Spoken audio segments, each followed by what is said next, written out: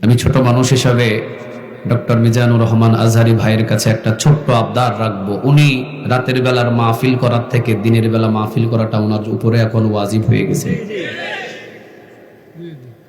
রাতের বেলা মাহফিলে অনেক দূর দূরান্ত থেকে মানুষ আসে। এই মাহফিলের ময়দানে এত লক্ষ মানুষ, যে লক্ষ লক্ষ মানুষ মাঠ ছাড়তে লাগে 5 ঘন্টা।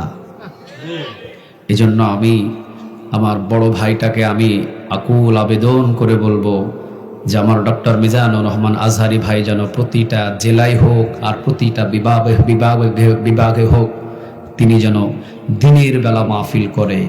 জোহর বাদ অথবা জোহরের আগে যদি তার মাহফিলটা মানুষ যায়, বাড়ি আসাটা তাদের জন্য সহজ হয়। এই জন্য আমি এই ছোট্ট মানুষের আবদারটা যদি তার পছন্দ হয়, তাহলে হয়তো গুরুত্ব সহকারে দেখবেন। দিনের বেলার মাহফিলটা যত সুন্দরভাবে তার শৃঙ্খলা বজায় রেখেছে, রাতের বেলার মাহফিলগুলোতে একটু হলেও বিশৃঙ্খলা সৃষ্টি হয়েছে।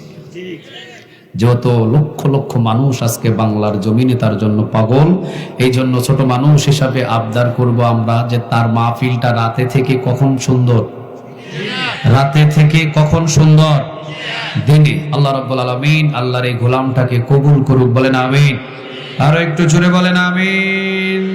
কোরআনের জন্য আল্লামা সাঈদী রাহিমাহুল্লাহর সম্মান বেড়েছে, কোরআনের জন্য নিজামীর সম্মান বেড়েছে, কোরআনের জন্য কাদের মোল্লার সম্মান বেড়েছে, কোরআনের জন্য ডক্টর মিজানুর রহমান আজহারির সম্মান বেড়েছে, কোরআনের জন্য আবু বকর, ওমর, ওসমান, আলী সবার সম্মান বেড়েছে।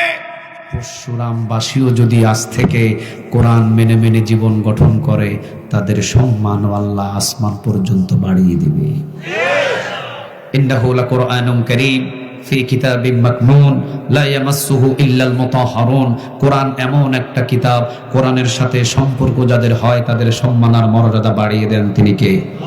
আরো জোরে বলেন তিনি কে?